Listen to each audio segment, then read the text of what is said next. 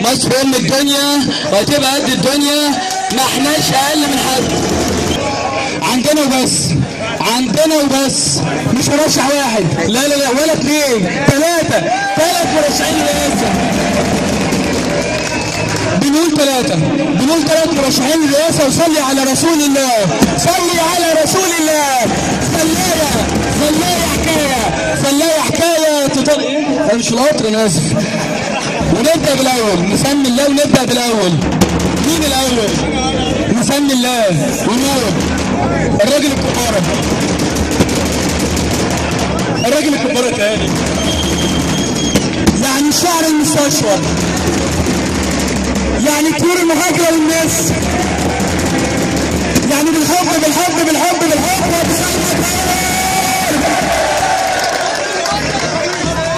قلنا مصلى يعني نفاذ حمدين صفاحه.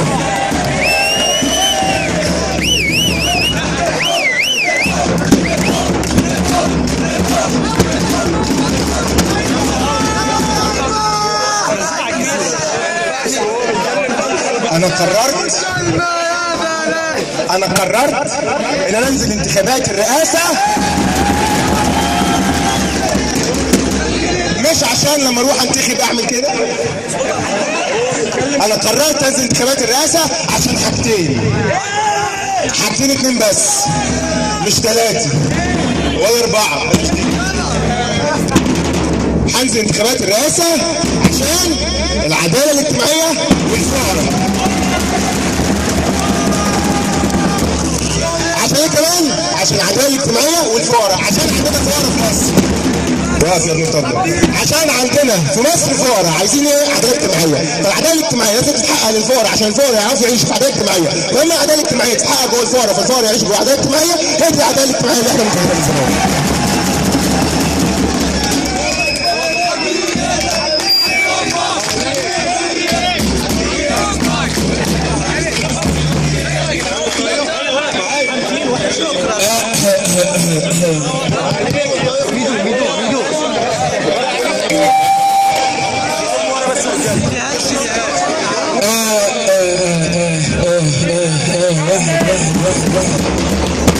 تاني مرشح للرئاسة يعني القانون، واللي فوق القانون يعني نادي الزمالك. يعني هتقدمني ولا ايه؟ مش عارف انا انت مين؟ يا عم مش هنقول لك، مش هتقول لي انا عارفك، انا عارف ام الواد ده اصلا. اقول لك اسمها الجمل.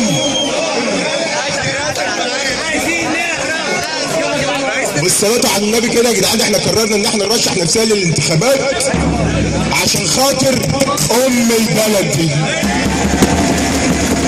وعشان خاطر اي حد مش هينتخبني هطلع واي حد مش هينتخبني اعرف اجيبه. هجيبه منين؟ هجيبه من السجين اهو. كل مواطن مصري عندي السجين بتاعه.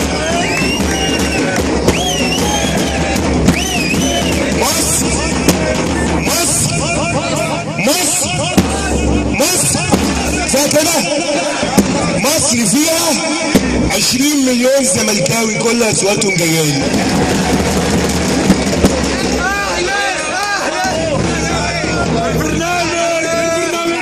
شايفين اهو الزملكاويه بيطلعوا اهو، اول تفريج اهو. واللي مش هينتخبني اعرف اجيبه. اظن الرساله وصلت.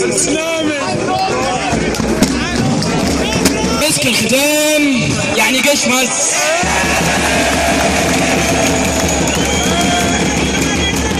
جيش مصر اللي بيحمينا، يعني الحرب على الارهاب، ولو مش ارهاب برضه حرب عليه عادي مش مشكله. يعني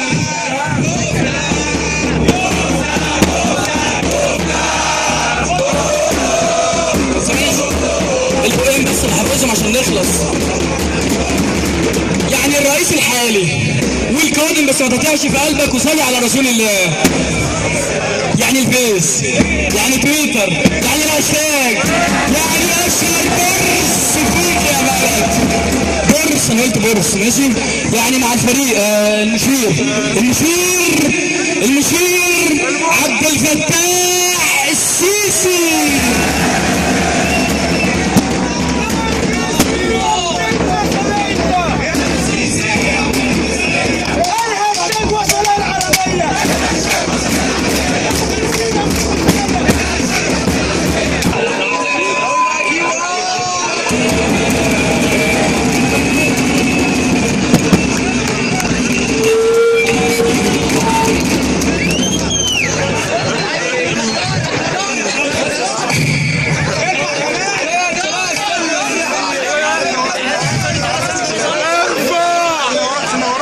قررت رجع ورا منك. انا هرجع والله. رجع يا عم.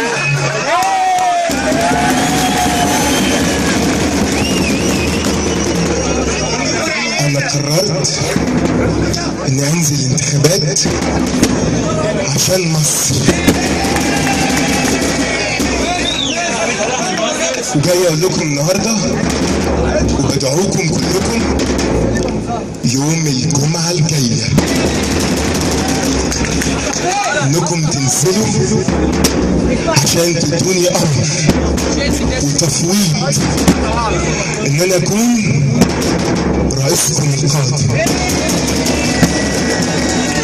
مش جاي اكلمكم النهارده عن برنامج الانتخاب، ولا جاي عشان اتكلم عشان خاطر المؤتمرات. عليا الطلاق مرشح وحياة النبي صاحب السيسي يا جدعان.